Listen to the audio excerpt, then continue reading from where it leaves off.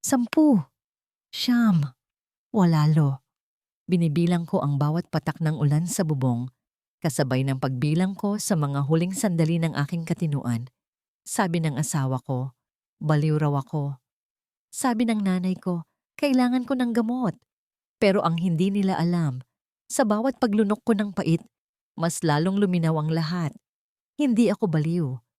Ako ay isang ina na handang sunugin ang impyernong ito para iligtas ang aking anak. Handa na ba kayong marinig ang katotohanan? Nakatayo ako sa gitna ng malawak na bulwagan. Suot ang bestidang binili ko pa 5 taon na. Ang nakalilipas, pakiramdam ko ay isa akong ligaw na damo na pilit sumisingit sa hardin ng mga mamahaling rosas.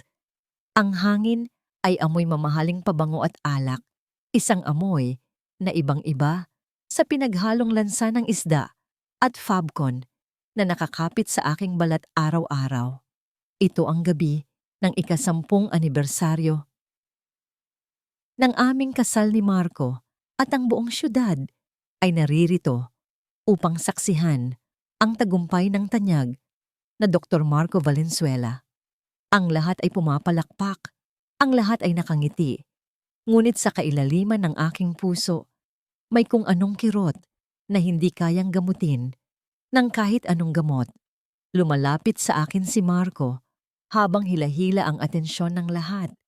Napakagwapo niya sa kanyang suot na barong Tagalog, ang mukha ng tagumpay na hinubog ng aking 6 na taong pagkayod bilang labandera at tindera ng isda. Ngumiti siya sa akin, isang ngiting pangkamera, sabay hawak sa aking bewang. Mahigpit, masyadong mahigpit na halos bumaon ang kanyang mga kuko sa aking tagiliran. Yumuko siya para humalik sa aking pisngi at sa sandaling iyon, naramdaman ko ang lamig ng kanyang hininga sa aking tainga. You look pale. Luwalhati, bulong niya.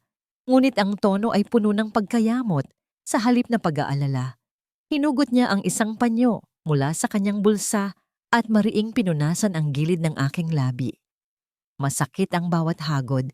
Tila ba nais niyang burahin hindi lang ang mantsa ng lipstick, kundi pati na rin ang aking pagkatao. Sa paningin ng mga bisita, isa itong matamis na eksena ng pag-aalaga. Ngunit para sa akin, isa itong babala. Huwag kang magkakamali ngayong gabi. Iyon ang sinasabi ng kanyang mga mata. Nang talikuran niya ako upang makipag-usap sa mayor, naramdaman ko ang pangangaringgatal ng aking mga kamay. Itinago ko ang mga ito sa likod ng aking palda.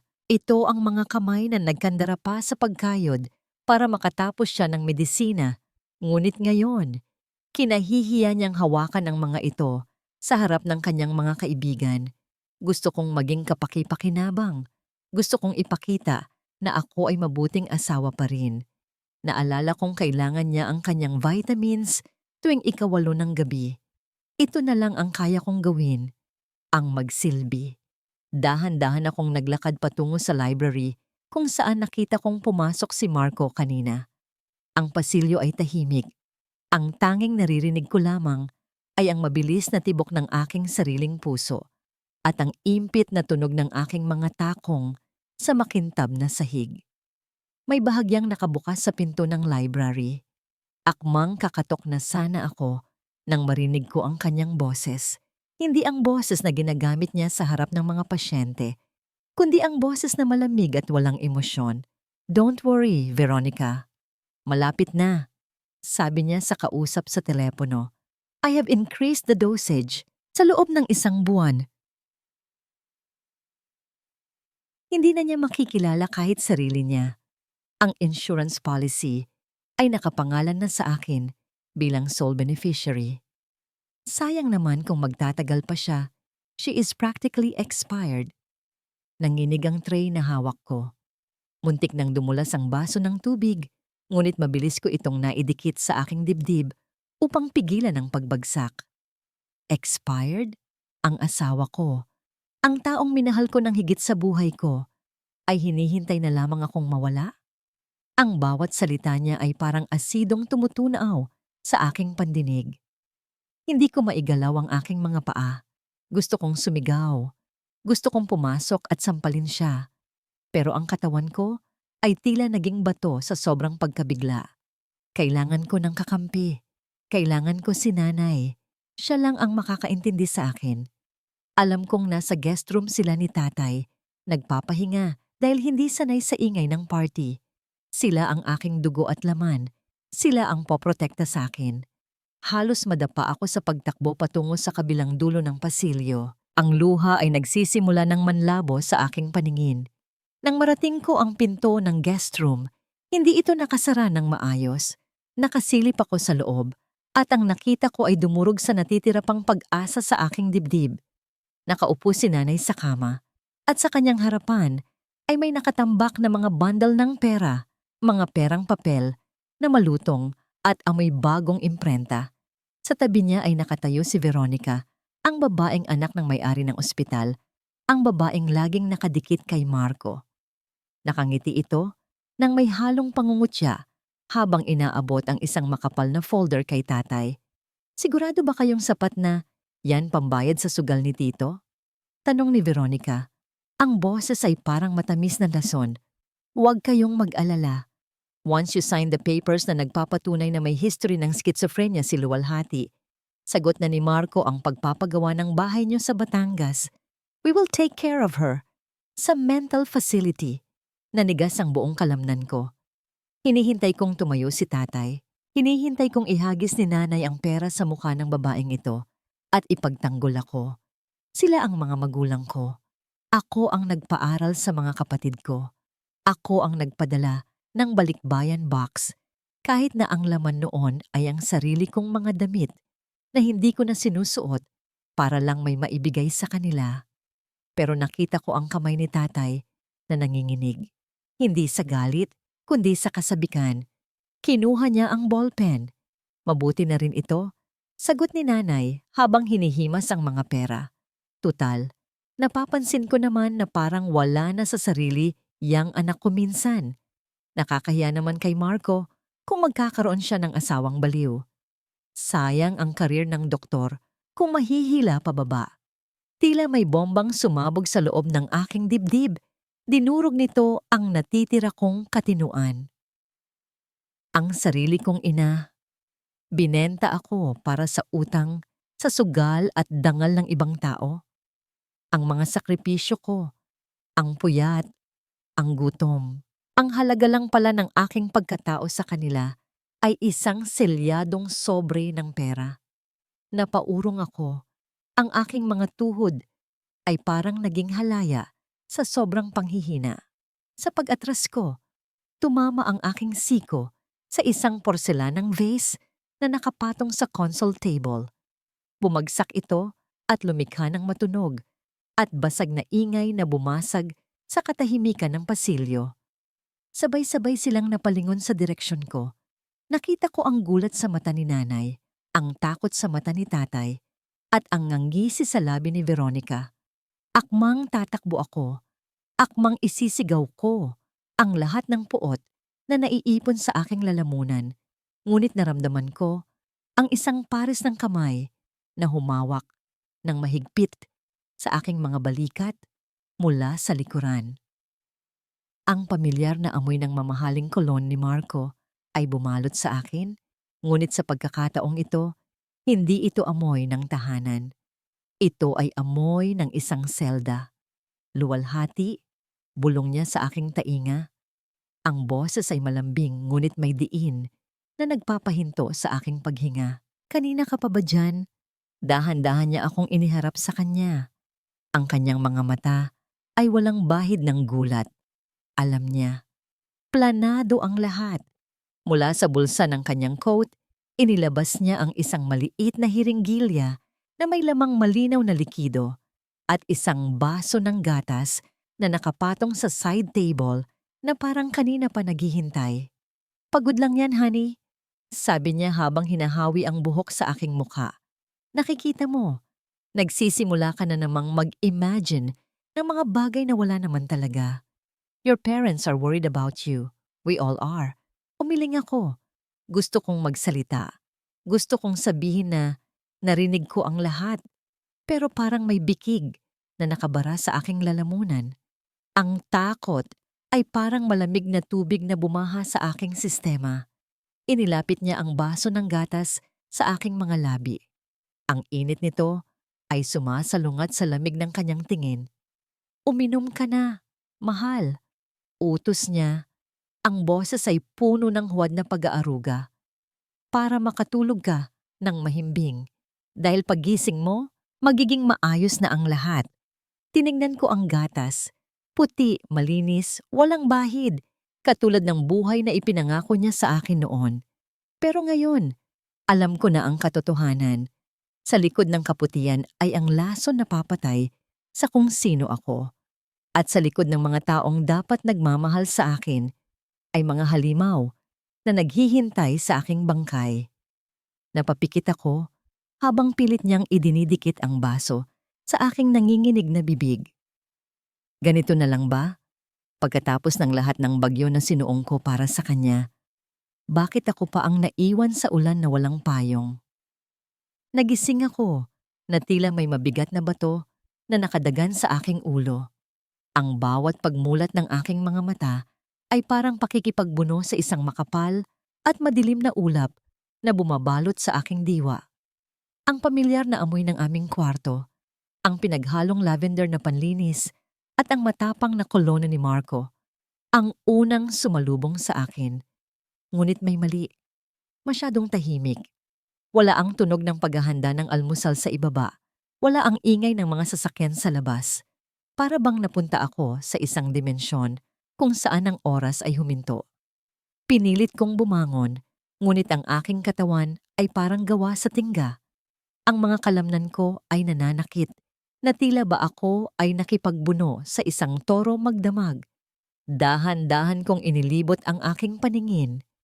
Ang mga kurtinang seda na dati ay hinahayaan kong humagupit sa hangin ay ngayon nakasara ng mahigpit na nagkakait sa akin ng kahit katiting na sikat ng araw. Tumayo ako, paika-ika, at tinungo ang pinto.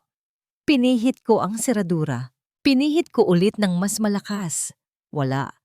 Nakalak ito mula sa labas. Isang malamig na kilabot ang gumapang sa aking gulugod. Bakit ako nakakulong sa sarili kong kwarto? Sa sandaling iyon, narinig ko ang pag-ikot ng susi sa kabilang panig ng pinto. Bumukas ito at iniluwa si Marco. Suot ang kanyang puting coat na para bang nasa ospital siya at hindi sa loob ng aming tahanan.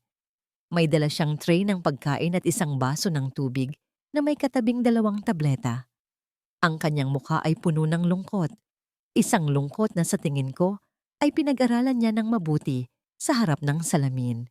Gising ka na pala? Sweetie, malumanay niyang bati. Ngunit hindi siya lumapit para halikan ako. Nanatili siya sa may pintuan. Tila ba nag-iingat na baka sakmalin ko siya anumang oras. How are you feeling? Marco, bakit nakakulong ako? Bakit masakit ang buong katawan ko? Ang boses ko ay paos at basag. Ang huling naaalala ko ay ang library. Ang pera. Si nanay, huwag mo nang piliting alalahanin. Makakasama lang sa'yo. Putol niya agad sa akin habang inilalapag ang tray sa mesa. Nagkaroon ka ng episode kagabi. Luwalhati. Isang malalang breakdown. Sinimulan mong sigawan ang mga bisita. Sinabi mong nilalason ka namin. Nagbasag ka ng mga gamit. Kinailangan pa kitang turukan ng sedative para humina ka dahil sinasaktan mo na ang sarili mo. Nanlaki ang aking mga mata. Hindi. Hindi totoo yan. Naaalala ko ang lahat. Malinaw ang alaala ko. Narinig ko kayo ni Veronica. Binenta ko ni nanay. Umiling si Marco at nagpakawala ng isang buntong hininga na puno ng awa. See? Yan ang sinasabi ko.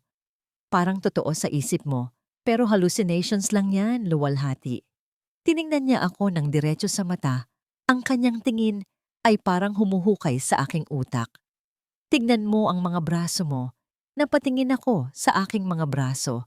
Napasinghap ako nang makita ko ang malalaking pasa na kulay ube at itim sa aking maputing balat. Mga marka ng daliri. Mga marka ng pagpupumiglas. Ikaw ang may gawa niyan, luwalhati, patuloy ni Marco. Ang boses ay mababa at mapang-akit. Pinipigilan lang kita kagabi, pero nagwala ka. Sinasaktan mo ang sarili mo. Kaya ka namin nilock. Para sa safety mo, hinawakan ko ang aking ulo. Posible ba? Posible bang nababaliw na talaga ako? Ang sakit ng ulo ko, ang hilo. Baka nga may sakit ako. Pero paano ang ngisi ni Veronica? Paano ang mga pera sa kama ni nanay? Imahinasyon ko lang ba talaga yon? Naramdaman ko ang pagguho ng aking tiwala sa sarili kong katinuan. Ito ang ginagawa niya. Unti-unti niyang pinapatay ang paniniwala ko sa sarili kong realidad. Nasaan si Mutya? Tanong ko. Ang aking boses ay nanginginig. Gusto kong makita ang anak ko. Natigilan si Marco. Nagbago ang timpla ng kanyang mukha. Takot siya sa'yo, luwalhati. Nakita niya kung paano ka nagwala kagabi. Iyak siya ng iyak. Ayaw kanyang makita. Parang sinaksak ang puso ko ng paulit-ulit. Ang anak ko, takot sa akin? Hindi maaari. Ako ang nagpapatulog sa kanya gabi-gabi. Ako ang kalyo sa kanyang mga paa at unan sa kanyang pagluha. Pumasok sa kwarto si nanay. Inaasahan kong yayakapin niya ako. Sasabihin niyang nagsisinungaling si Marco. Pero nanatili siya sa likod ng aking asawa. Ang kanyang mukha ay matigas at walang emosyon. Matulungan mo ako pag susumamo ko. Sabihin mo sa kanya na hindi ako baliw. Tinignan lang ako ni nanay mula ulo hanggang paa na para bang isa akong estranghero na nakakahiya. Nakita ko ang lahat. Luwalhati. Malamig niyang sabi, nakakahiya ang ginawa mo kagabi. Buti na lang at mabait ang asawa mo at hindi ka ipinadampot sa mga pulis. Inumin mo na ang gamot mo. Huwag mo na kaming bigyan ng problema. Ang bawat salita ni nanay ay parang pako na ibinabaon sa kabaong ng aking pag-asa. Ang sarili kong ina, kasabwat sa paglilibing sa akin ng buhay. Wala akong nagawa, kundi ang mapaupo sa kama habang pinapanood silang lumabas. Narinig ko muli ang pagpihit ng susi. Nakalak na naman ako. Nanginig ang aking mga kamay habang inaabot ang baso ng tubig. Gusto kong inumin ang gamot para mawala ang sakit, para mawala ang mga boses, para maging manhid na lang. Pero bago ko maisubo ang tableta, napatingin ako sa bintana. Sa labas, sa malawak na hardin na basa pa ng ulan, nakita ko si Mutya. Nakaupo siya sa swing, mag-isa. Yakap-yakap niya ang manikang tinahiko mula sa mga retaso ng tela, ang paborito niya. Kahit na binilhan siya ni Marco ng mga mamahaling Barbie. Nakita ko ang paggalaw ng kanyang balikat. Umiiyak siya. At higit sa lahat, nakatingin siya sa bintana ko. Nagtama ang aming mga mata. Hindi takot ang nakita ko sa mukha ng anak ko. Nakita ko ang pangungulila. Nakita ko ang paghahanap. Itinaas niya ang manika at idinikit sa kanyang dibdib. Isang senyas na lagi naming ginagawa kapag sinasabi naming mahal kita. Isang kislap ng liwanag ang tumagos sa madilim na ulap sa aking isipan. Nagsisinungaling si Marco. Nagsisinungaling si nanay. Hindi takot sa akin ang anak ko. At kung nagsisinungaling sila tungkol kay Mutya, nagsisinungaling sila tungkol sa lahat. Hindi ako baliw. Mabilis kong inalis ang tableta sa aking bibig. Tumingin ako sa paligid. Saan ko ito itatago? Saan ko ito itatapon? Tumakbo ako sa banyo. Bubuksan ko sana ang gripo upang lunurin ang gamot sa lababo. Nang mapansin ko ang isang maliit na pulang ilaw na kumukurap sa vent ng aircon sa kisame. Isang napakaliit na lente ng kamera nakatutok diretso sa akin. Biglang umugong ang isang maliit na speaker na nakatago sa dingding. Ang boses ni Marco ay bumalot sa loob ng banyo. Pino, kalmado, ngunit nakapanghihilakbot. Huwag mong itatapon yan, luwalhati. Sayang ang gamot. Nakikita kita. Nanigas ako. Ang banyo. Ang tanging lugar kung saan akala ko ay may privacy ako, ay isa na ring hawla.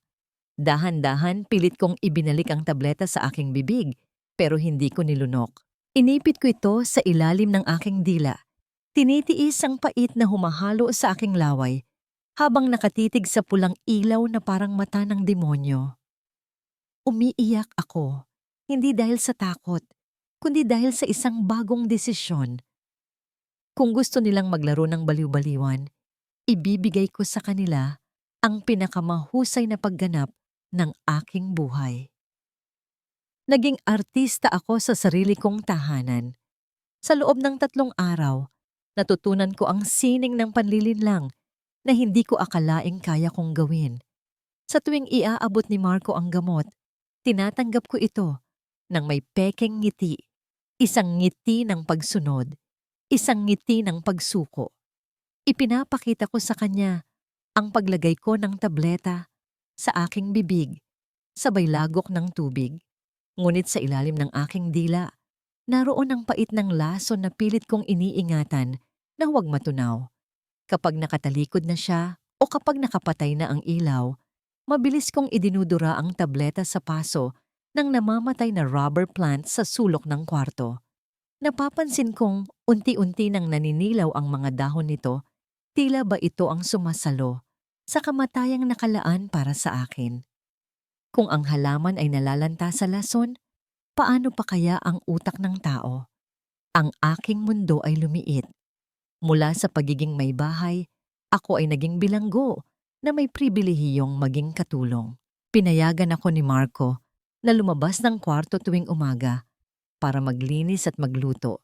Sa ilalim ng mahigpit na bilin na ito ay therapy para sa aking depression. Ang totoo, tinipid niya lang ang bayad sa katulong dahil pinaalis na niya ang lahat ng kasambahay maliban sa isang bago na hindi ko pa nakakausap. Habang nagkukuskus ako ng sahig sa kusina, ang aking isipan ay naglalakbay pabalik sa nakaraan. Naalala ko ang isang gabi, 5 taon na ang nakalilipas, noong panahong naghihikaos pa kami. May itinago akong isang lumang keypad phone sa ilalim ng lababo, sa likod ng mga lumang lata ng pintura na hindi na ginagalaw. Iyon ang emergency phone ko noon na may extra SIM card at ilang daang piso. Sakaling magipit kami, nakalimutan na yon ni Marco. Para sa kanya, ang kusina ay lugar ng mga alila, kaya hindi siya nag-aabalang maghalungkat dito. Pinakiramdaman ko ang paligid.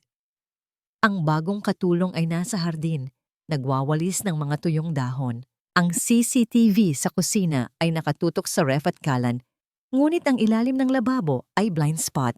Ito na ang pagkakataon. Gumapang ako pasiksik sa ilalim ng lababo. Ang amoy ng lumang kahoy at sabon ay pumuno sa aking ilong. Kinapa ko ang likod ng mga lata. Ang aking puso ay tumitibok ng mabilis at malakas sa aking dibdib. Tila ba nais nitong kumawala sa aking ribs. Naramdaman ng aking mga daliri ang isang plastik na supot na puno ng alikabok. Hinila ko ito. Nasa loob ang telepono. Luma, gasgas. Ngunit para sa akin, ay mas mahalaga pa ito sa ginto. Pinindot ko ang power button at nagdasal sa lahat ng santo. Pagkaraan ng ilang sandali ng nakababahalang paghihintay, umilaw ang maliit na screen. Isang bar na lang ang natitirang baterya. Sapat na ito. Sapat na para sa isang mensahe. Mabilis na gumalaw ang aking mga daliri. Naaalala pa rin ang memorya ng pagte-text noong wala pa kaming touchscreen. Isa lang ang taong pumasok sa isip ko. Si Gabriel, ang dating kaklase ko na naging abogado. Ang lalaking minsan nang nag-alok sa akin ng payong nung panahong basang-basa ako sa ulan habang naghihintay kay Marco. Gab, si luwalhati ito. Tulungan mo ako. Nasa panganib kami ni Mutia. Kinukulong ako ni Marco. Pagka-send ng mensahe, agad kong pinatay ang telepono at isiniksik ito sa loob ng aking bra. Malapit sa aking puso. Ito ang aking sikreto. Ito ang aking sandata. Tumayo ako at nagpatuloy sa paglilinis, ngunit ang aking diwa ay lumilipad na. Umaasa ako. Natatakot ako.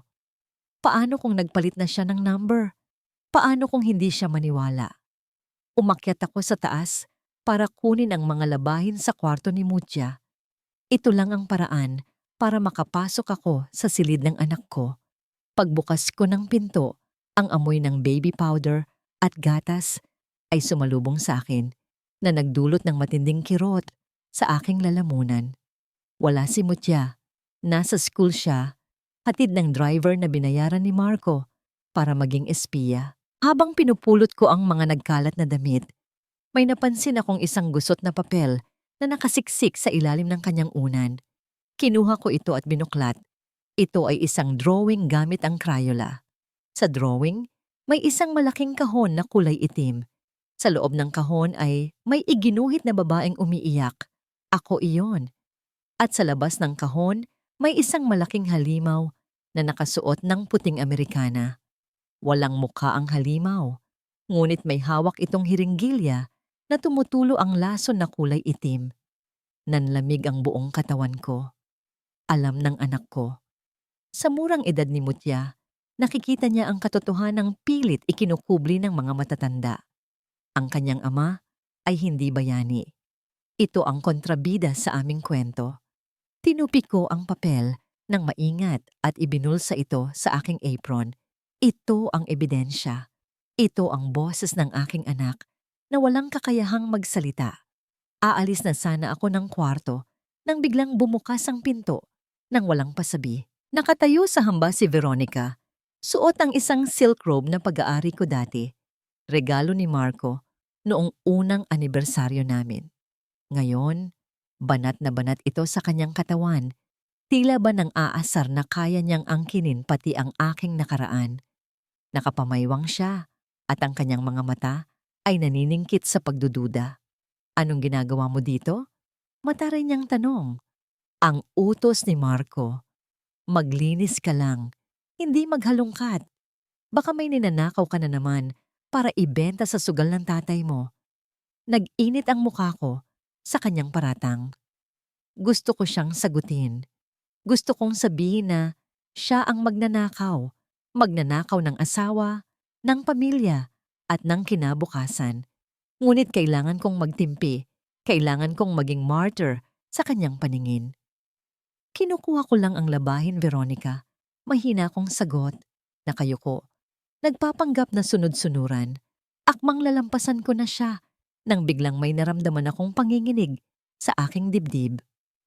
Ang telepono. Ang lumang telepono na nakasiksik sa aking bra ay umugong. May nag-text. Si Gabriel. Nanigas ako sa aking kinatatayuan.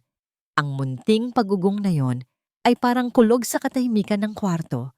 Napahinto si Veronica. Dahan-dahan siyang lumingon sa akin at ang kanyang kilay ay tumaas. Anong tunog yon? Tanong niya. Ang boses ay puno ng hinala. Wala. Mabilis kong sagot, bagamat naririnig ko ang dagundong ng kaba sa aking dibdib. Diyan ko lang yon. Gutom na ako. Humakbang siya palapit sa akin. Ang amoy ng kanyang matapang na pabango ay nakasusulasok. Hindi tunog ng tiyan yon, luwalhati. Tumingin siya sa aking dibdib, kung saan nakabakat, nang bahagya ang hugis ng keypad phone sa ilalim ng manipis na pambahay na damit. Mabilis ang kanyang kamay. Bago pa ako makaiwas, nahablot na niya ang damit ko at nahugot ang telepono mula sa aking bra. Napasinghap ako at akmang aagawin ito pabalik. Ngunit mabilis siyang umatras. Ang kanyang mukha ay nabahiran ng gulat na agad napalitan ng isang mapagwaging ngisi. Look what we have here. Anya habang tinitignan ang screen ng lumang telepono. Isang mensahe ang nakabandera sa inbox. Binasa niya ito ng malakas. Bawat salita ay parang latigo. Luwalhati. Natanggap ko ang mensahe mo. Huwag kang matakot. Gagawin ko ang lahat. Maghanda ka ngayong gabi. Gab. Tumingin sa akin si Veronica.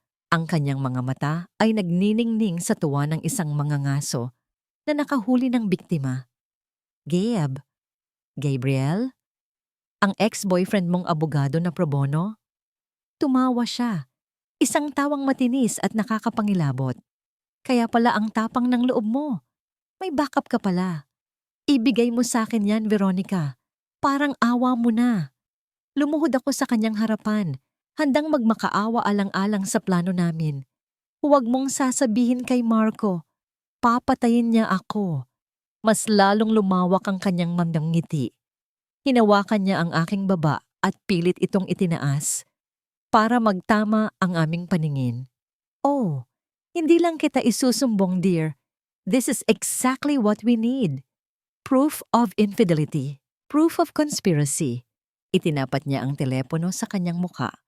Akala ko ay tatawagan niya si Marco, ngunit iba ang ginawa niya. Binura niya ang mensahe ni Gabriel. Pagkatapos, nag-type siya ng bago. Anong ginagawa mo? Tanong ko habang tumutulo ang luha. Shh! Saway niya sa akin habang mabilis na pumipindot sa keypad. Iniimbitahan ko ang knight in shining armor mo. Papuntahin natin siya dito para sabay kayong bumagsak. Ibinato niya sa akin ang telepono pabalik.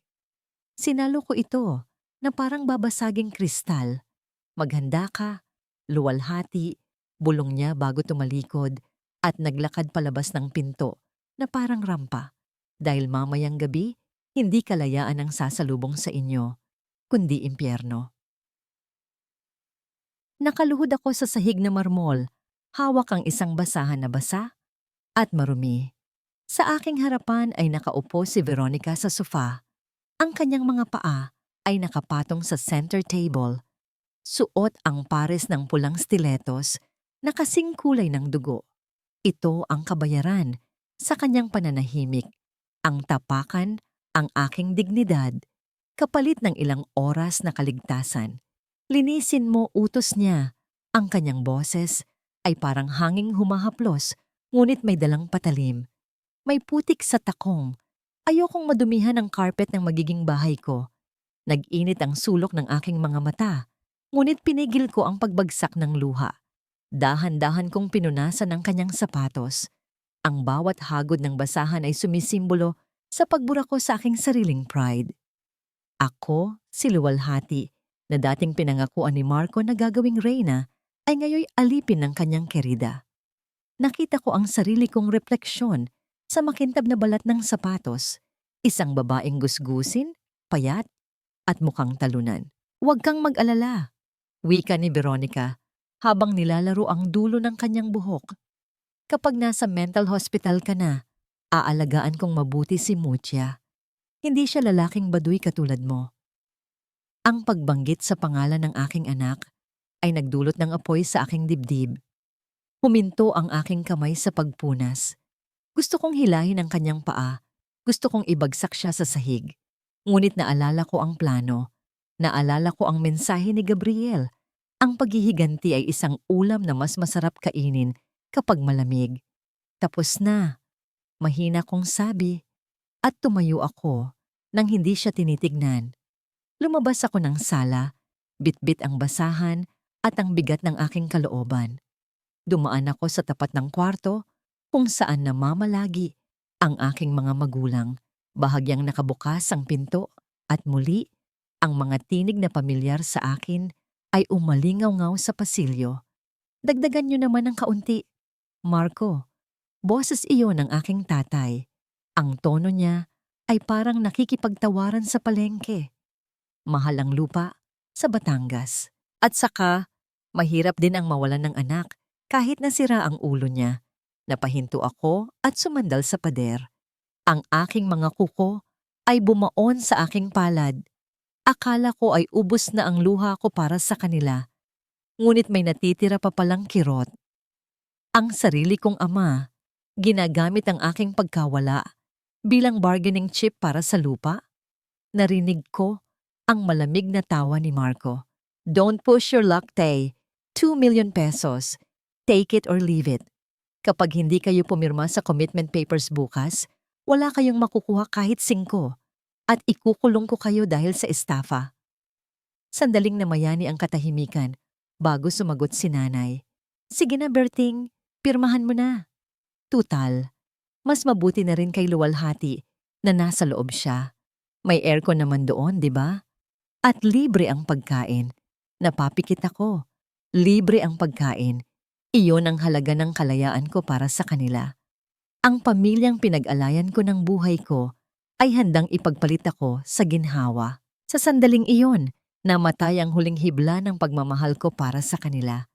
Ang natira na lamang ay ang pagnanais na mabuhay, hindi para sa kanila, kundi para sa aking sarili at kay Mutya. Tumuloy ako sa kusina upang maghugas ng kamay. Ang tubig na dumadaloy mula sa gripo ay tila hindi sapat upang hugasan ang dumi ng narinig ko. Habang nagpupunas ako ng kamay, naramdaman ko ang presensya ng isang tao sa aking likuran. Si Manang Sol, ang bagong katulong. Siya ay isang matandang babae na may maputing buhok at mga matang puno ng awa.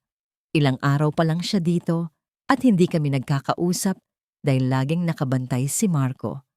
Ma'am, bulong niya, halos hindi marinig. May pinapabigay po.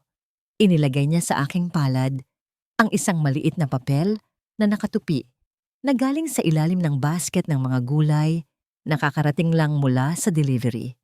Mabilis ko itong itinago sa aking bulsa at tiningnan siya nang may pagtatanong. Pinadala po ng abogado. Anya nang walang tunog. Ang bibig lamang ang gumagalaw. Pamangkin ko po ang driver niya. Mag-ingat po kayo. Isang matinding bugso ng pag-asa ang yumanig sa akin. Hindi pala ako nag-iisa. Si Gabriel. Gumawa siya ng paraan. May mga mata siya sa labas. At si Manang Sol, isa siyang kakampi sa loob ng impyernong ito. Tumango ako sa kanya. Isang tango ng pasasalamat na mas malalim pa sa salita. Ngunit ang pag-asa ay mabilis na hinaluan ng takot nang dumating ang gabi.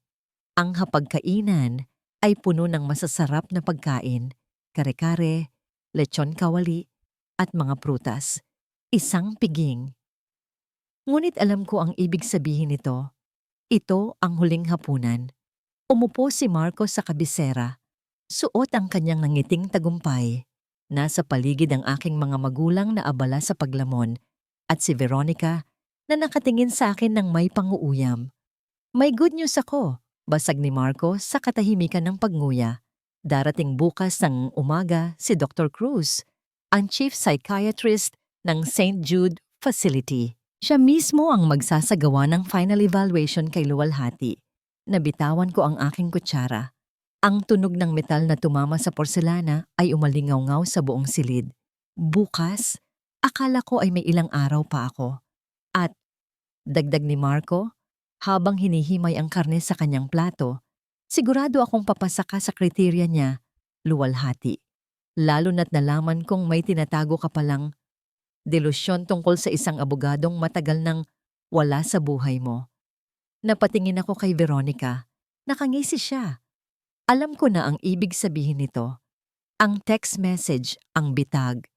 Gagamitin nila si Gabriel bilang ebidensya ng aking pagkahibang at infidelity. Bukas, pagkatapos ng pirmahan, dadalhin ka na namin sa bago mong tahanan. Pagtatapos ni Marco, tumingin siya sa akin at sa unang pagkakataon, nakita ko ang tunay na demonyo sa likod ng kanyang gwapong mukha.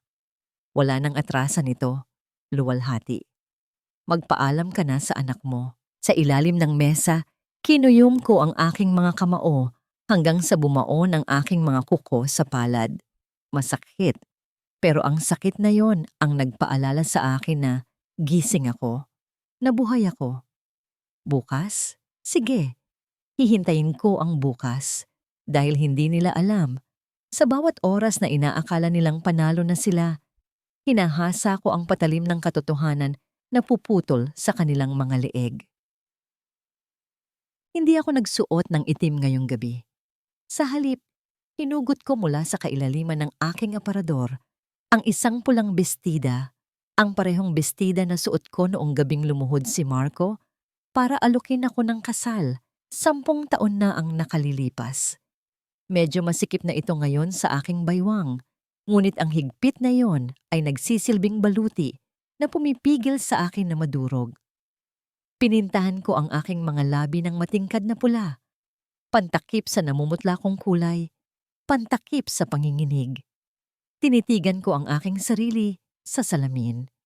Ang babaeng nakatingin pabalik ay hindi ang luwalhati na api at umiiyak. Siya ay isang reyna na handang sunugin ang sarili niyang kastilyo. Bumaba ako sa hagdan nang may taas noong tindig. Ramdam ko ang pagtama ng aking mga takong sa kahoy na baitang. Bawat hakbang ay isang pahayag na buhay pa ako. Sa dining room, naroon na silang lahat. Ang aking mga magulang na mukhang hindi mapakali sa kanilang mga upuan. Si Veronica na abala sa kanyang telepono at si Marco na nakatayo sa kabisera. Hawak ang isang baso ng alak. Nang makita nila ako, tumigil ang mundo. Nakita ko ang gulat sa mga mata ni Marco. Inaasahan niyang bababa ako na nakapambahay, magulo ang buhok, at tulala. Ang perpektong larawan ng isang baliw na dadalhin sa mental facility kinabukasan. Pero hindi. Ang nasa harapan niya ay ang asawang minsan niyang hinangaan. Wow! Basag ni Veronica sa katahimikan, bagaman halata ang pilit ng ngiti sa kanyang labi. Bihis na bihis tayo Parang may pupuntahang party, hindi sa facility. Ngumiti ako, isang nangiting hindi umaabot sa mata. Siyempre naman, Veronica, gusto kong maging maganda sa huling gabi ko bilang malaya. Umupo ako sa tapat ni Marco. Sa aking kanan ay si Mutya. Ang anak ko ay nakayuko, hindi makatingin sa akin. Alam kong sinabihan siya ng ama niya na huwag akong kausapin dahil delikado ako. Pero naramdaman ko ang panginginig ng kanyang maliit na balikat.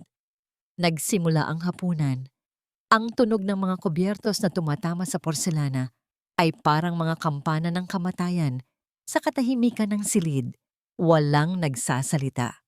Ang tanging naririnig ay ang pagnguya ng aking ama na tila ba hindi niya ipinagbili ang kanyang anak kanina lang. Tumayo ako para magsilbi ng sabaw. Kinuha ko ang sandok at lumapit kay nanay. Napaatras siya ng bahagya nang ilapit ko ang mainit na bowl sa kanya. Kain po kayo. Nay, malamig kong sabi habang dahan-dahang ibinubuhos ang sabaw. Niluto ko yan ng may pagmamahal. Tikman nyo. May lasa yan ng konsensya. Nasa mid si nanay. Mabilis siyang uminom ng tubig habang ang aking tatay ay napahinto sa pagkain. Tumingin sa akin si Marco. Ang kanyang mga mata ay naniningkit sa hinala. Sinusuri niya ako. Hinahanap niya ang baliw. Pero ang nakikita niya ay isang babaeng sobrang lucid, sobrang linaw ng isip na nakakatakot na. Umupo ako muli. Sa ilalim ng mesa, dahan-dahan kong inabot ang kamay ni Mutya. Malamig ang kanyang palad. Nang maramdaman niya ang hawak ko, hindi siya bumitaw.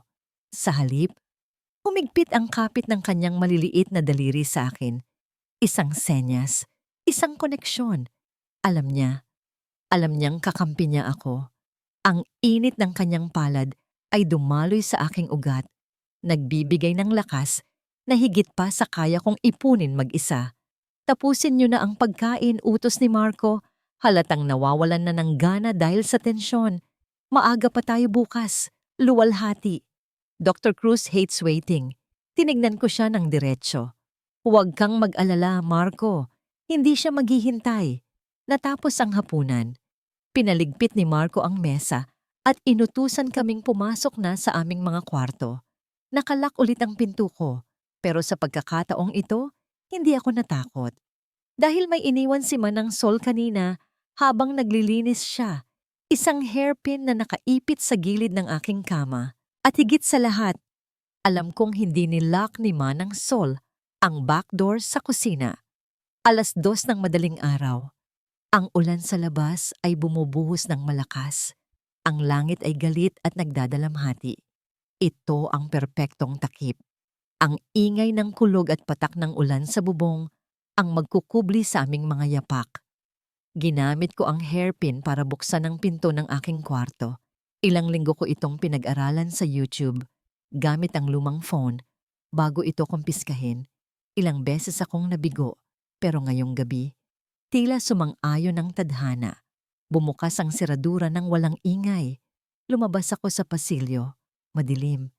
Ang tanging liwanag ay galing sa kidlat na paminsan-minsan ay tumatagos sa bintana. Nagaan yung mga aninong sumasayaw sa pader. Dahan-dahan, tinungo ko ang kwarto ni Mucha. Pagpasok ko, gising siya. Nakaupo sa kama, yakap ang kanyang backpack, suot ang kanyang sapatos. Naghihintay siya. Hindi na kami nag-usap. Alam na namin ang gagawin. Binuhat ko siya, kahit na mabigat na siya para sa akin. Yumakap siya ng mahigpit sa aking leeg. Ibinabaon ang kanyang mukha sa aking balikat. Bumaba kami sa hagdan. Bawat hakbang ay parang paglalakad sa ibabaw ng nipis ng yelo. Ang sahig na kahoy ay tila nagbabadyang tumunog sa bawat bigat na aming dinadala. Ngunit maingat ako. Alam ko kung saang parte ng sahig ang hindi dapat apakan. Ako ang naglinis ng bahay na ito sa loob ng 10 taon. Kilala ko ang bawat kahinaan nito. Nakarating kami sa kusina. Ang backdoor ay bahagyang nakawang, tulad ng pangako ni Manang Sol. Salamat sa Diyos. Salamat sa mga anghel na nagkatawang tao. Lumabas kami sa hardin. Ang lamig ng ulan ay agad na sumampal sa amin. Bumabasa sa aming mga damit hanggang buto. Ngunit ang lamig na yon ay mas masarap kaysa sa init ng impyernong aming tinatakasan. Tumakbo kami. Ang putik ay humihila sa aking mga paa. Pilit akong pinipigilan, ngunit hindi ako huminto. Tanaw ko na ang gate sa likod. Tanaw ko na ang kalayaan. Malapit na kami. Ilang metro na lang. Naroon na ang itim na sasakyan ni Gabriel na naghihintay sa labas ng bakod. Ang makina ay umaandar ng tahimik. Ngunit bago pa man mahawakan ng aking kamay ang bakal ng gate, biglang nagbago ang paligid. Mula sa kadiliman, biglang sumabog ang nakabubulag na liwanag. Ang mga floodlights sa buong hardin ay sabay-sabay na bumukas, ginawang araw ang gabi. Nasilaw ako, napapikit ako, at napayakap ng mahigpit kay Mutya habang tinatakpan ng kanyang mga mata. Kasabay ng liwanag, umalingaw-ngaw ang isang boses mula sa PA system ng bahay, boses na kalmado, malamig, at punong-puno ng kapangyarihan. Saan mo dadalhin ang anak ko? Luwalhati. Lumingon ako sa likuran. Sa veranda, nakatayo si Marco. Hindi siya basa ng ulan dahil may payong na hawak ang gwardya para sa kanya. Nakatitig siya sa amin, parang isang emperador na nanonood ng pagtakas ng mga daga. At sa likod niya, nakita ko ang mga pulis na unti-unting lumalabas mula sa gilid ng bahay. Hindi ito pagtakas. Ito ay isang patibong. Nasilaw ako sa liwanag ng mga floodlights na humiwa sa dilim ng gabi. Ang mga patak ng ulan ay naging parang mga brilyanteng karayom na bumabagsak mula sa langit. Bawat isa ay tumutusok sa aking balat na nanlalamig sa takot. Mahigpit kong niyakap si Mutya. Idinikit ang kanyang mukha sa aking dibdib upang hindi niya makita ang mga baril na nakatutok sa amin. Ang hardin na dati kong inaalagaan, ang mga rosas na diniligan ko ng aking pawis ay naging isang entablado ng aking bangungot. Sa veranda, nakita ko ang anino ni Marco. Hindi siya sumisigaw. Kalmado lang siyang nakatayo, isang kamay sa bulsa. Ang isa ay nakaturo sa akin. Bitawan mo ang bata, luwalhati. Ang boses niya ay umalingaw-ngaw sa PA system, pinalakas, pinalaki, para marinig ng buong subdivision. Huwag mo siyang idamay sa kabaliwan mo. Mga opisyal, kunin niyo ang anak ko. Delikado ang asawa ko, wala siya sa sarili. Ang mga pulis at gwardya ay nagsimulang humakbang palapit. Ang kanilang mga bota ay lumulubog sa maputik na damuhan, papalapit ng papalapit. Parang mga lobo na nakapaligid sa isang sugatang usa. Naramdaman ko ang panginginig ni Mutya sa aking mga bisig. Ang kanyang paghinga ay mabilis at mainit sa aking leeg. Hindi. Sigaw ko. Kahit na ang boses ko ay tinatangay ng hangin at ulan. Hindi ako baliw. Siya ang may pakana ng lahat. Pero sino ang maniniwala sa isang babaeng basang-basa, nakayapak at tumatakas sa hating gabi? Tumingin ako sa paligid. Ang gate ay ilang metro na lang ang layo, pero parang milya ang distansya dahil sa mga huumaharang na unipormadong lalaki. Sa sandaling iyon, Nang akala ko ay katapusan ko na, bumukas ang pinto ng kusina sa aking likuran. Lumabas si Manang Sol. Hindi siya tumakbo palayo. Sa halip, bitbit ang isang malaking timba ng tubig na may halong sabon na panglinis ng sahig. Buong lakas niya itong ibinuhos sa sementadong daanan kung saan tumatakbo ang mga gwardya. Nadulas ang unang gwardya. Ang kanyang katawan ay bumagsak sa semento ng malakas. Nagkaroon ng kaguluhan. Ang iba ay natigilan. Pilit na binabalanse ang kanilang mga sarili sa madulas na sahig. Takbo, luwalhati. Sigaw ni Manang Sol.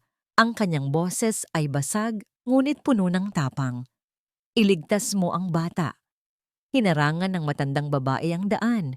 Kitang-kita ko kung paano siya tinulak ng isang pulis, ngunit hindi siya natinag. Ang sakripisyong yon ay nagbigay sa akin ng ilang segundong kailangan ko. Hindi ko pwedeng sayangin ito. Tumakbo ako. Hindi ako tumingin sa likod. Ang putik ay humihigop sa aking mga paa. Pilit akong pinababagal, ngunit ang takot ay nagbigay sa akin ng pakpak. Ang mga tinik ng rosas ay gumgasgas sa aking mga binti. Humahalo ang dugo sa ulan, ngunit wala akong naramdamang sakit. Ang tanging nasa isip ko ay ang bigat ng anak ko sa aking mga bisig at ang gate na papalapit ng papalapit. Huminto. Sigaw ng isang pulis sa likuran ko. May narinig akong putok ng baril sa ere. Isang babala. Napapitlag si Mutya at napasigaw. Ngunit mas lalo ko siyang hinigpitan ng yakap. Hindi ako hihinto. Kahit barilin nila ako sa likod, basta't maitawid ko ang anak ko sa kabilang panig. Narating ko ang gate. Nakabukas ito. Sa labas, nakaparada ang itim na SUV. Ang makina ay umaatungal na parang hayop na handang sumugod. Bumukas ang pinto ng passenger seat. Nakita ko si Gabriel. Ang kanyang mukha ay puno ng pag-aalala at determinasyon. Luwalhati. Bilis. Sigaw niya. Ang kanyang boses ay tila ang pinakamagandang musika na narinig ko. Sumampa ako sa loob ng sasakyan. Halos madapa sa pagmamadali. Ang loob ng kotse ay mainit at tuyo. Isang matinding kaibahan. Sa bagyo sa labas, agad kong isinara ang pinto. Go! Gab, go! Sigaw ko habang hinihingal. Pinaharurot ni Gabriel ang sasakyan. Ang gulong ay umikot ng mabilis sa basang kalsada bago kumagat sa aspalto at humagibis palayo. Tumingin ako sa rearview mirror. Nakita ko si Marco na tumatakbo palabas ng gate. Sumisigaw. Ang kanyang mukha ay hindi na ang kalmadong maskara kanina, kundi isang anyo ng purong galit. Unti-unti siyang lumitaw na parang maliit na tuldok sa gitna ng ulan hanggang sa lamunin na siya ng dilim. Napansandal ako sa upuan. Ang aking dibdib ay parang sasabog sa bilis ng tibok ng puso. Basang-basa kami ni Mutya, nilalamig at nanginginig, pero ligtas kami. Pansamantala. Ligtas na tayo, anak, bulong ko habang hinahaplos ang basang buhok ni Mutya. Hinalikan ko ang kanyang noo, paulit-ulit, tila ba upang siguraduhin sa sarili ko na nandito talaga siya. Tumingin sa akin si Gabriel mula sa rearview mirror.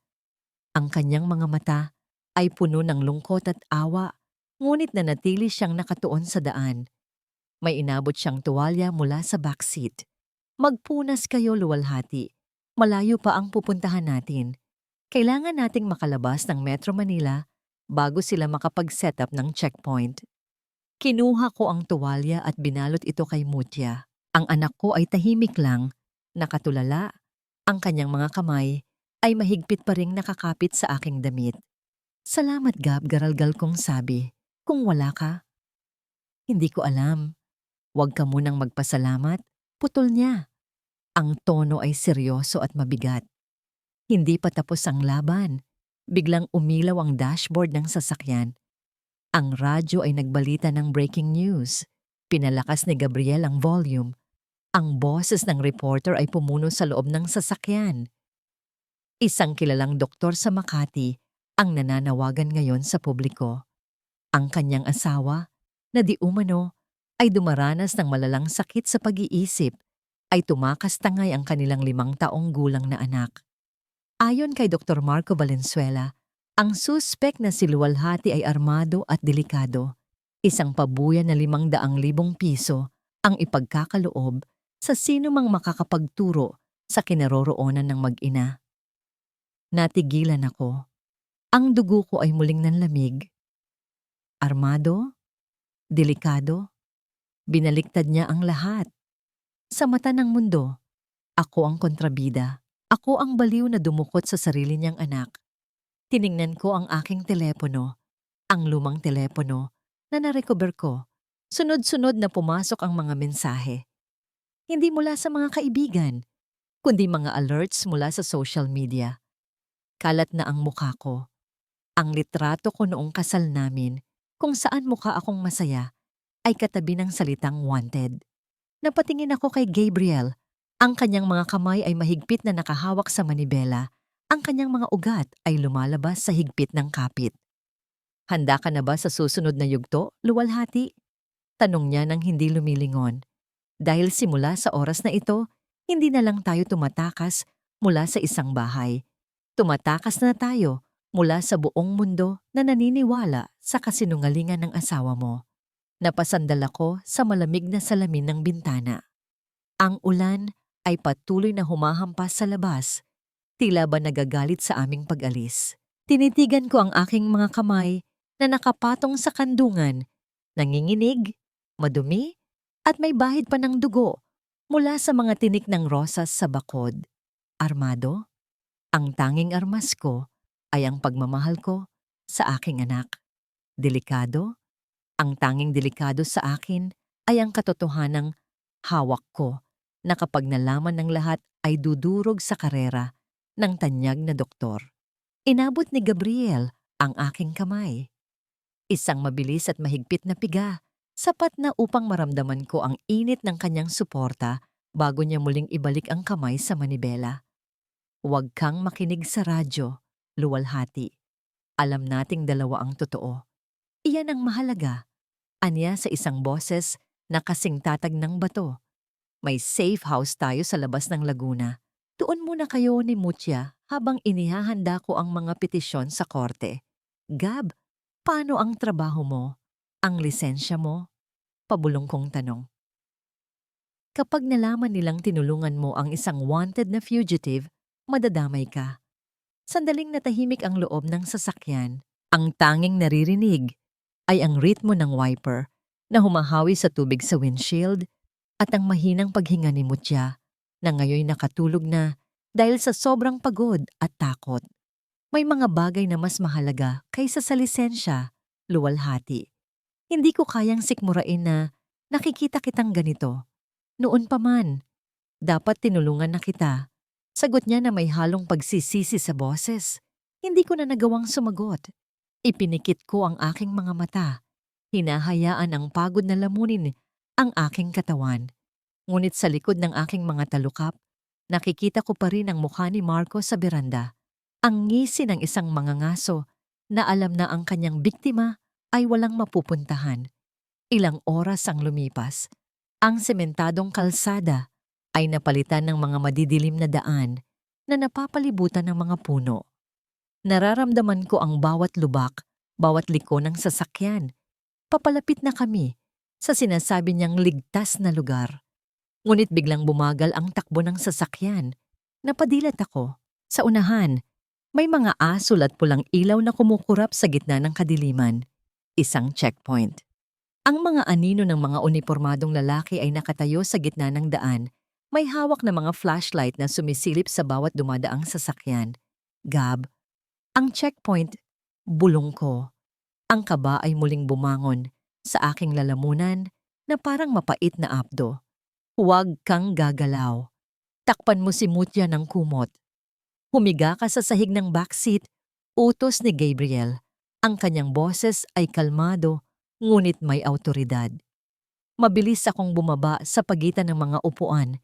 Niyayakap ang aking anak sa ilalim ng makapal na kumot. Pinigil ko ang aking paghinga. Naramdaman ko ang paghinto ng sasakyan. Ang tunog ng pagbaba ng salamin ng bintana ay umalingaw-ngaw sa katahimikan. "Good evening, officer," narinig kong sabi ni Gabriel. Ang tono ay kaswal na parang nagbabakasyon lang. "Magandang gabi, attorney. Pasensya na, may hinahanap lang kaming fugitive. Isang babae at isang bata. Maaari bang patingin sa loob?" Boses yon ng isang pulis. Seryoso at walang biro. Naramdaman ko ang liwanag ng flashlight na tumatagos sa mga hibla ng kumot, dumadaan sa ibabaw ng aming mga katawan. Napapikit ako ng mariin. Ang puso ko ay tumitibok. Nang sobrang lakas na pakiramdam ko, ay maririnig ito ng pulis sa labas.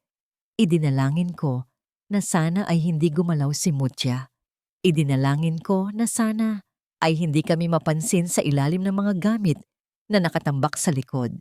Sandaling tumigil ang liwanag sa kinaroroonan namin. Ang katahimikan ay tila tumagal ng isang habambuhay. Ang liwanag ng flashlight ay tila isang mapanuring daliri na kumakapa sa bawat sulok ng sasakyan. Ramdam ko ang paghinto ng hininga ni Mutya sa ilalim ng aking katawan. Sa bawat segundo ng katahimikan, ang tibok ng aking puso ay tila isang tambol na nagbabadyang magbunyag sa aming kinaroroonan.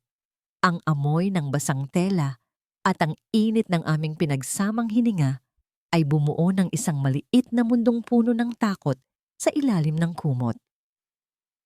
"Lahat ba ng gamit na ito ay para sa iyong kaso sa probinsya, attorney?" tanong ng pulis. Ang kanyang boses ay malapit na malapit.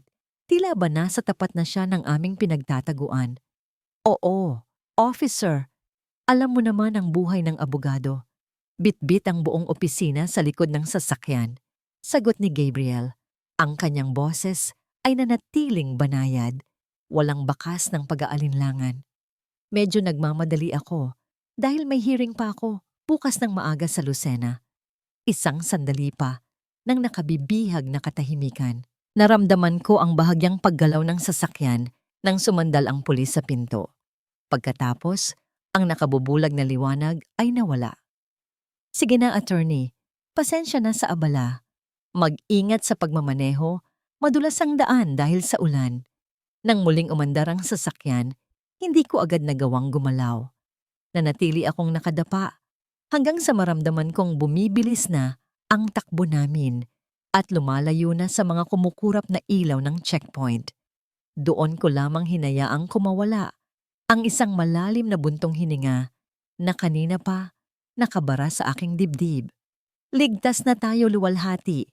Maaari ka nang bumangon," wika ni Gabriel. May bahid ng ginhawa sa kanyang boses, ngunit ang kanyang mga kamay ay nananatiling mahigpit, ang kapit sa manibela. Umupo ako at inayos ang kumot kay Mutya. Ang aking anak ay tuluyan ng nakatulog dahil sa sobrang pagod. Ang kanyang munting muka ay payapa sa gitna ng kaguluhan. Tumingin ako sa labas ng bintana.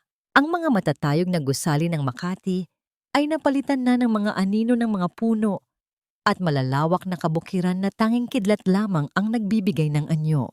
Pagkaraan ng isa pang oras, pumasok kami sa isang makipot na daan na puno ng mga kawayan. Ang sasakyan ay huminto sa tapat ng isang maliit na bahay na yari sa bato at kahoy. Malayo ito sa ingay, malayo sa mga mata ng mga taong naniniwala sa kasinungalingan ni Marco. Ito ang kanlungan na ipinangako ni Gabriel. "Baba na tayo," anya habang pinapatay ang makina ng sasakyan. Binuhat ko si Mutya patungo sa loob. Ang bahay ay simple lamang. Isang silid, isang maliit na kusina at isang lumang sofa. Ngunit sa aking paningin, ito ay mas maganda pa sa mansyong iniwan namin. Ang amoy ng tuyong kahoy at sariwang hangin ay tila isang haplos ng lunas sa aking pagal na katawan. Inilapag ko si Mutya sa kama at binalot ng tuyong kumot. Noon ko lamang napansin ang sarili kong kalagayan. Ang aking pulang bestida ay punit-punit na, puno ng putik, at ang aking mga paa ay may mga sugat na tuyo na ang dugo. Ngunit ang mas masakit ay ang mga pasa sa aking mga braso, ang mga ebidensya ng pagiging baliw na ibinintang sa akin ni Marco. Kailangan nating idokumento ang lahat ng yan, sabi ni Gabriel habang naglalagay ng isang mainit na bowl ng sopas sa mesa. Ang bawat pasa, bawat bakas ng karayom sa iyong balat, at ang bawat sugat, iyan ang magiging boses mo sa korte. Kumuha siya ng kamera at nagsimulang kumuha ng mga larawan. Ramdam ko ang hiya habang tinitignan niya ang mga bakas ng kalupitan ni Marco sa aking katawan. Ang bawat kislap ng flash ng kamera ay tila isang saksing nagpapatunay na hindi ako nag-i-imagine. Ito ang katotohanan. Sobra siyang hayop, bulong ni Gabriel. Ang kanyang panga ay nagngangalit habang tinitignan ang isang partikular na pasa sa aking leeg. Paano niya nagawa ito sa asawa niya? Hindi niya ako tinuring na asawa, Gab. Isa lang akong gamit na expired na. Sagot ko, ang aking boses ay patag. Wala nang emosyong natitira, kundi ang purong pagod. Matapos ang dokumentasyon, lumapit ako kay Mutya upang palitan ang kanyang damit. Ngunit nang itaas ko ang kanyang manggas, napatigil ako. Ang aking puso ay tila tumigil sa pagtibok. Sa maliit na braso ng aking anak, malapit sa kanyang siko, ay may isang kulay ube na marka, isang bakas ng pasa na hugis ng mga daliri ng isang taong may sapat na gulang. Gab, tignan mo ito, garalgal kong sabi. Lumapit si Gabriel. Ang kanyang mukha ay naging kasing puti ng papel. Hinawakan ko ang munting kamay ni Mutya at doon ko nakita ang isa pang marka sa kanyang likod nang bahagya siyang gumalaw. Hindi lang ako ang sinasaktan nila. Ang anak ko, ang inosenteng si Mutya, ay nakaranas din ng kanilang kamay. Si Veronica, bulong ko. Ang puot ay muling nag-apoy sa aking ugat. Mas matindi at mas mapangwasak kaysa dati. Siya ang gumagawa nito kapag wala ako. Niyakap ko si Mutya ng mahigpit. Ang aking mga luha ay muling pumatak. Ngunit hindi dahil sa awa sa sarili. Umiiyak ako dahil sa galit. Galit na nagbibigay sa akin ng bagong dahilan para lumaban. Kung dati ay tumatakas lang ako para iligtas ang aking katinuan, ngayon ay lalaban ako para sa katarungan ng aking anak. Hinding-hindi ko sila mapapatawad, Gab, sabi ko, habang nakatitig sa kawalan. Hinding-hindi. At hindi natin sila hahayaang makatakas, luwalhati, sagot ni Gabriel. Inilapag niya ang kanyang kamay sa aking balikat, isang tahimik na pangako ng pakikipaglaban. Simula bukas, hihinto na tayo sa pagtatago. Magsisimula na tayong lumaban. Lumakad si Gabriel patungo sa lumang radyo sa sulok at binuksan ito ng mahina. Ang balita ay tungkol pa rin sa amin. Ngunit sa pagkakataong ito, may bagong boses na nagsalita. Andito po kami ngayon sa isang press conference kasama ang mga magulang ni Luwalhati. Wika ng reporter. Narinig ko ang boses ni nanay. Gumaralgal sa radyo, punong-puno ng pekeng pag-iyak. Luwalhati, anak. Kung nasaan ka man, maawa ka sa amin. Ibalik mo na ang apo namin kay Marco. Alam mong hindi mo kaya ang mag-isa. Nagmamakaawa kami sa'yo. Huwag mo nang dagdagan ang kasalanan mo. Napapikit ako ng mariin. Ang sarili kong ina, ginagamit ang radyo upang ipahiya ako sa buong bansa. Ang kanilang pagkaganid ay walang hangganan. Patayin mo na yan, Gab, sabi ko. Muling bumalik ang katahimikan sa loob ng bahay. Ang tanging naririnig na lamang ay ang ritmo ng ulan na unti-unti nang humihina. Sa labas, ang dilim ay nagsisimula nang mapalitan ng kulay abong liwanag ng bukang liwayway. Isang bagong araw ang darating at kasabay nito, ang simula ng isang digmaan na hindi ko susukuan. Hindi nagtagal ang katahimikan ng aming kanlungan. Ang bukang liwayway na inaasahan kong magdadala ng bagong pag-asa ay nabalot ng ingay na hindi galing sa kalikasan. Ang mapurol at nakaririnding hiyaw ng mga sasakyan ng pulis ay bumasag sa kapayapaan ng umaga habang ang mga asul at pulang ilaw ay sumasayaw sa mga dingding ng aming maliit na silid. Naganap ang hindi ko inasahan, natuntun nila kami. Huwag kang lalaban luwalhati, hayaan mo akong humarap sa kanila. Bulong ni Gabriel habang mabilis na isinusuot ang kanyang coat. Ang kanyang mukha ay seryoso, walang bakas ng takot, tila ba nakahanda na siya sa sandaling ito. Lumabas ako ng kusa, karga si Mutya na mahigpit na nakakapit sa aking leeg. Ang malamig na bakal ng posas ay bumaon sa aking mga pulso sa harap mismo ng aking anak. Walang salita, walang sigaw. Tumingin ako ng diretso sa mga lente ng kamera ng mga media na tila ba mga buwitreng naghihintay ng bangkay.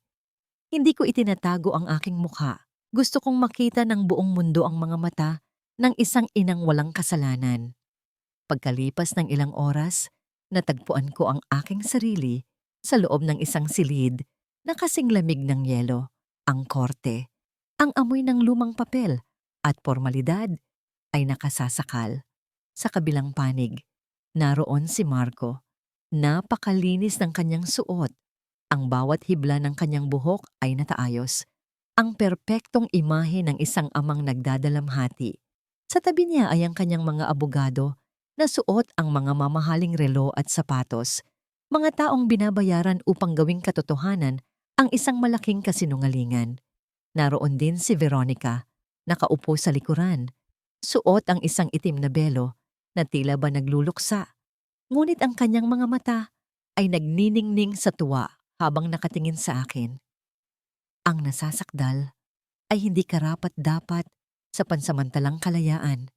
Simula ng abogado ni Marco, ang kanyang boses ay pumuno sa katahimikan ng bulwagan. Siya ay isang panganib sa kanyang sarili at sa kanyang anak. Narito ang mga medical na record na nagpapatunay ng kanyang malalang kondisyon sa pag-iisip. Naramdaman ko ang pag-init ng aking mukha. Gusto kong sumigaw na ang mga record na iyon ay gawa-gawa lamang ng asawa ko. Ngunit hinawakan ni Gabriel ang aking kamay sa ilalim ng mesa. Isang paalala na manatiling kalmado. Ngunit ang pinakamasakit na bahagi ng araw na yon ay hindi ang mga kasinungalingan ni Marco. Ito ay nang tawagin ang susunod na saksi. Tinatawag ang ina ng nasasakdal, si Doña Pasita, wika ng clerk of court. Dahan-dahang tumayo si nanay at lumakad patungo sa saksihan. Hindi siya tumitingin sa akin. Ang kanyang mga kamay ay nanginginig, ngunit alam ko na hindi ito dahil sa takot, kundi dahil sa bigat ng perang tinanggap niya. Inilagay niya ang kanyang kamay sa Biblia at nangakong magsasabi ng totoo. Nanay, maawa ka. Bulong ko sa aking isipan, umaasang maririnig niya ang tibok ng aking puso. Ang aking anak.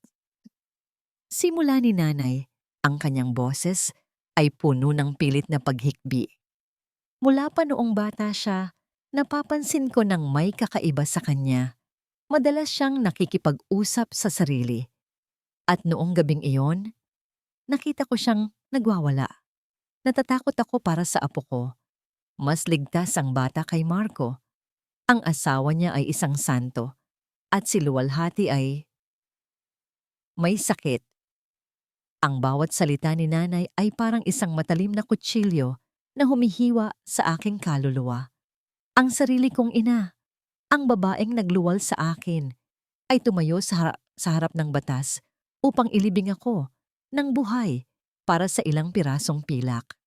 Nakita ko ang isang mabilis na sulyap niya kay Marco, isang sulyap na humihingi ng kumpirmasyon kung tama ba ang kanyang ginagawa. Tumango ng bahagya si Marco, ang transaksyon ay tapos na. Wala na po akong ibang masasabi.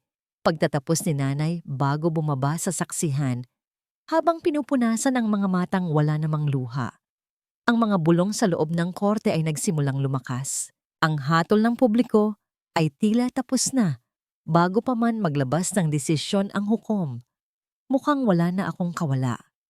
Ang lahat ng ebidensya, ang aking pamilya, ang aking asawa, ang aking medikal na kasaysayan ay nakatutok sa aking pagkatalo. Tumayo si Gabriel. Ang kanyang tindig ay matatag, tila isang pader na Hindi matitibag ng kahit anong bagyo. Hindi siya tumingin sa mga abogado ni Marco. Sa halip, tumingin siya ng diretso sa hukom. Your Honor, ang lahat ng narinig natin ngayong araw ay isang masining na pagtatanghal ng kasinungalingan. Simula niya, ang kanyang boses ay malalim at mapangakit. Hinihila ang atensyon ng bawat tao sa silid. Ngunit ang katotohanan ay hindi nakukuha sa dami ng saksi na nababayaran. Ang katotohanan ay nakasulat sa mga bagay na hindi marunong magsinungaling. Kinuha ni Gabriel ang isang maliit na itim na gamit, isang USB drive mula sa kanyang folder. Itinaas niya ito at ang kislap ng ilaw sa ibabaw nito ay tila isang munting bituin sa gitna ng kadiliman. Narito ang isang video file na nakuha namin mula sa isang nakatagong kamera sa loob ng tahanan ng mga Valenzuela. Anya. Isang kamera na hindi alam ni Dr. Marco na umiiral. Ang kamera na ito ay hindi nakatutok sa nasasakdal, kundi sa isang sulok ng silid kung saan nagaganap ang mga usapang hindi dapat marinig ng sinuman. Nakita ko ang biglang pagbabago sa mukha ni Marco. Ang kanyang maputing balat ay unti-unting naging kulay abo. Ang kanyang mga kamay na nakapatong sa mesa ay nagsimulang manginig. Lumingon siya kay Veronica at ang takot sa kanilang mga mata ay hindi maikakaila. Your Honor, hinihiling namin na naiplay ang video na ito sa loob ng korte. Pagtatapos ni Gabriel, ang katahimikan sa loob ng bulwagan ay naging kasing bigat ng isang bundok.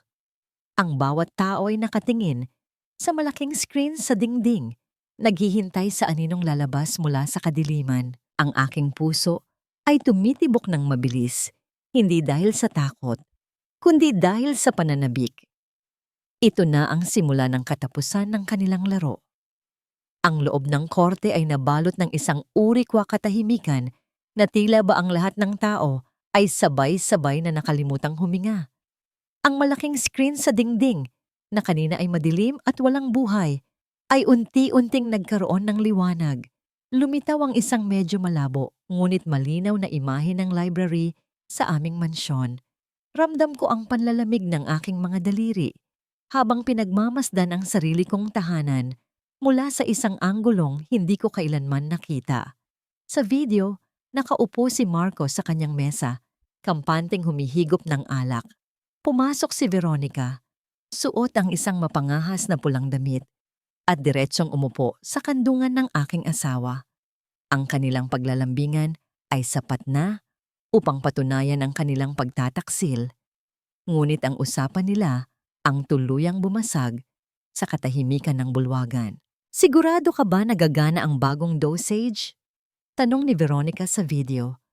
Ang kanyang boses ay malinaw na umalingaw sa speaker ng korte. Baka mahalata ng mga kasamahan mo sa ospital na hindi naman talaga siya depressed. I am the doctor here, mahal, sagot ni Marco na may mapanguyam na tawa. Ang kailangan ko lang ay mapanatili siyang laging tulog at nalilito. In a few weeks, her own mother will sign the commitment papers. Nabayaran ko na ang utang ni Mang Berting sa sabong, kaya hawak ko sila sa leeg. Isang impit na singhap ang nagmula sa mga tao sa loob ko korte.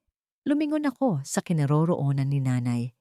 Ang kanyang mukha ay naging kasing puti abo.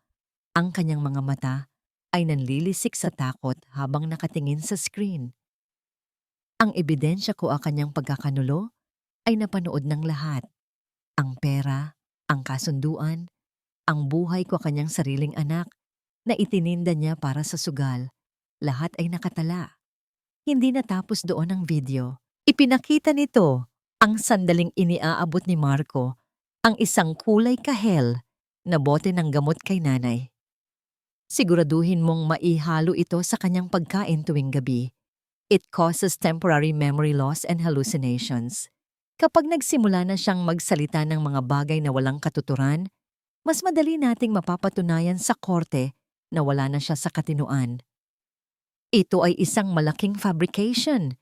Biglang sigaw ni Marco. Tumayo siya, ang kanyang mukha ay pulang-pula sa galit, ang kanyang maskara kuwa Pagiging kagalang-galang na doktor ay tuluyan ng natuklap. Your Honor, peke ang video na yan. Gumagamit sila si artificial intelligence para sirain ang reputasyon ko. Tumahimik ang nasasakdal.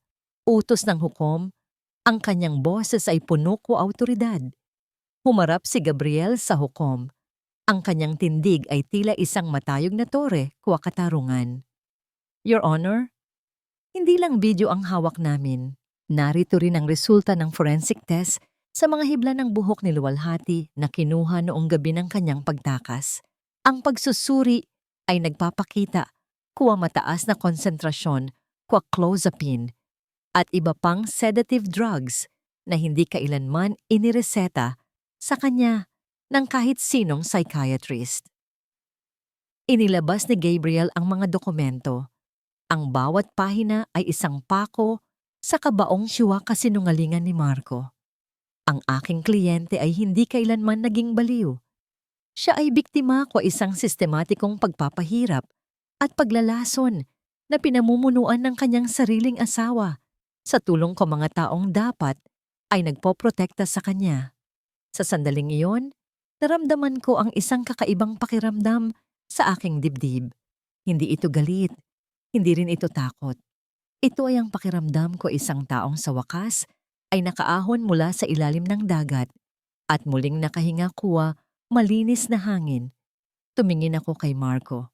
Ang lalaking dati ay tinitingala ko bilang aking mundo, ngayon ay isa na lamang maliit at kahabag-habag na nilalang na nagpupumigla sa sarili niyang bitag. Biglang tumayo si Veronica, akmang lalabas kuwa korte ng tahimik. Ngunit bago pa siya makarating sa pinto, hinarangan siya ng 2 pulis. Ang kanyang pagtatangkang tumakas ay isa lamang kumpirmasyon o kanyang kasalanan. Your Honor, muling pagsasalita ni Gabriel, ang kanyang boses ay naging mas malalim at puno ko emosyon. Ang babaeng ito, si Luwalhati, ay nagtrabaho kwa 6 na taon bilang isang labandera upang makapagtapos kwa pag-aaral ang kanyang asawa. Ibinigay niya ang lahat. Ang tanging hiling niya ay isang pamilyang mapayapa. Ngunit ang ibinigay sa kanya ay isang hawlakwalason at pagkakanulo. Hinihiling namin na agad na ibigay ang custody kwa batang si Mutya sa kanyang ina at simulan ang proseso kwa kriminal na kaso laban sa lahat kwa sangkot. Ang hukom ay tumingin sa akin. Sa kanyang mga mata ay nakita ko ang simpatya, isang bagay na matagal na ipinagkait sa akin. Base sa mga ebidensyang ipinakita, ang korte ay nagpapasya na suspindihin ang anumang commitment order laban kay Luwalhati Valenzuela. Anunsyo ng hukom. Ang custody ko batang si Mutya ay pansamantalang ibinibigay sa nasasakdals sa ilalim ko a proteksyon ng korte. Dr. Marco Valenzuela, Veronica Salazar, mananatili kayo sa ilalim ko kustodya ng mga pulis para sa mas malalim na investigasyon ko attempted murder at illegal detention. Sa unang pagkakataon, matapos ko mahabang panahon, naramdaman ko ang pag-agos o luha sa aking mga pisngi. Ngunit hindi ito luha kwa sakit. Ito ay luha kwa paglaya. Nang ilabas si Marco ng mga pulis, nagtama ang aming mga mata. Wala na ang kanyang ngisi, wala na ang kanyang kapangyarihan. Sa likod ko kanyang mga mata, nakita ko ang isang bagay na hindi ko inakalang makikita ko sa kanya. Ang purong takot. Ngunit bago siya tuluyang mawala sa aking paningin, lumingon siya at may ibinulong na nagpabago sa timpla ko aking tagumpay. Kung iikod at hangsaw, Luwalhati, look for the red folder in the safe. Doon mo malalaman kung sino talaga ang pumatay sa dangal ko pamilya mo. Napatigil ako. Ang kagalakan ko ay hinaluan ng isang bagong katanungan. Habang ang lahat ay nagdiriwang sa paligid ko, nanatili akong nakatitig sa pinto kung saan siya dinala. Anong folder? Anong katotohanan pa ang itinatago ko bahay na yon? Ang paglabas ko sa gusali ng korte ay tila isang paglalakad patungo sa isang bagong mundo. Ang hangin sa labas ay hindi na amoy alikabok at luma. Ito ay amoy ulan na humahalo sa samyo ng mga basang damo. Wala na ang bigat ng posas sa aking mga pulso, ngunit ang mga salita ni Marco tungkol sa red folder ay tila isang tinik na nanatiling nakabaon sa aking isipan. Hindi pa tapos ang lahat. Kailangan kong bumalik sa bahay na yon sa huling pagkakataon upang bawiin hindi lamang ang aking mga gamit, kundi ang huling piraso ng katotohanan. Kasama ko si Gabriel nang muli kaming pumasok sa mansyon ng mga Valenzuela. Ang bahay na dati ay simbolo ng aking pagsasakripisyo ay tila isang malaking libingan na lamang ngayon. Tahimik ang bawat sulok. Wala na ang mga mabulaklak na pabango ni Veronica. Wala na ang matapang na amoy ng alak ni Marco. Ang tanging naririnig ay ang ritmo ng aming sariling mga yapak sa makintab na sahig na ako mismo ang nagpakintab sa loob ng 10 taon. Diretso kaming nagtungo sa library. Ang silid na ito, na dati ay bawal kong pasukin ng walang pahintulot, ay tila nawalan na ng kapangyarihan. Nilapitan ko ang safe na nakatago sa likod ng isang painting. Naalala ko ang code. Madalas kong makita si Marco na pinipindot ito kapag akala niya ay abala ako sa paglilinis. Sa isang dahan-dahang pag-ikot ng mekanismo, bumukas ang bakal na pinto. Doon, sa gitna ng mga dokumento ng ari-arian at pera, ay ang kulay pulang folder. Nang buksan ko ito, ang aking kamay ay nagsimulang manginig. Hindi ito tungkol sa insurance. Hindi ito tungkol sa gamot. Ito ay isang serye ng mga sulat at resibo na may petsang 10 taon na ang nakalilipas bago pa man kami ikasal. Ang aking mga magulang, sina Nanay Pasita at Tatay Berting, ay matagal nang tumatanggap ng pera mula kay Marco. May isang kasunduan na nakasulat sa isang pirasong papel na may mga lagda nila. Ipinagbenta nila ang aking kinabukasan sa halagang sapat upang pambayad sa kanilang mga utang sa kasino noong panahong iyon. Ang kasal namin ay hindi bunga ng pag-ibig ni Marco. Ito ay isang transaksyon upang magkaroon siya ng isang katulong na hindi kailangang bayaran. Isang babaeng tatanaw ng habambuhay na utang na loob dahil inaligtas ang kanyang pamilya mula sa kahihiyan. Luwalhati. Okay ka lang ba? Tanong ni Gabriel. Gabriel, ang kanyang boses ay puno ng pag-aalala habang inaalalayan ako sa aking siko. Hindi ako nakapagsalita. Ang hapdi sa aking dibdib ay mas matindi pa kaysa sa epekto ng lason na ibinigay nila sa akin. 10 taon ng aking buhay ang ninakaw sa akin, hindi lang ng asawa ko, kundi ng mismong mga taong nagbigay sa akin ng buhay. Ang bawat pagod ko, bawat puyat ko sa paglalaba at pagtitinda ng isda upang makatapos si Marco ay bahagi lamang ng isang planong matagal nang niluto sa likod ng aking likuran. Gusto mo bang puntahan natin sila? Tanong muli ni Gabriel. Oo, sagot ko. Ang aking boses ay naging kasing lamig ng yelo. Gusto kong makita ang kanilang mga mukha sa huling pagkakataon. Pinuntahan namin ang aking mga magulang sa labas ng korte kung saan sila naghihintay. Umaasang makakakuha pa rin sila ng pabor mula sa akin. Nang makita nila ako, agad na lumapit si nanay. Ang kanyang mukha ay puno ng pilit na pagsisisi. Anak, luwalhati. Pasensya na. Napilitan lang kami. Alam mo namang mahirap lang tayo. Pagmamakaawa niya, pilit na hinahawakan ang aking kamay. Dahan-dahan kong inilabas ang mga papel mula sa pulang folder at ipinakita sa kanya. Ang katahimikan na sumunod ay kasing bigat ng isang hatol ng kamatayan. Nawala ang lahat ng kulay sa mukha ni nanay. Napayuko si tatay, hindi makatingin sa aking mga mata. Ipinagbenta niyo ako. Simula ko, ang aking boses ay mahinahon, ngunit bawat salita ay tila isang latigo.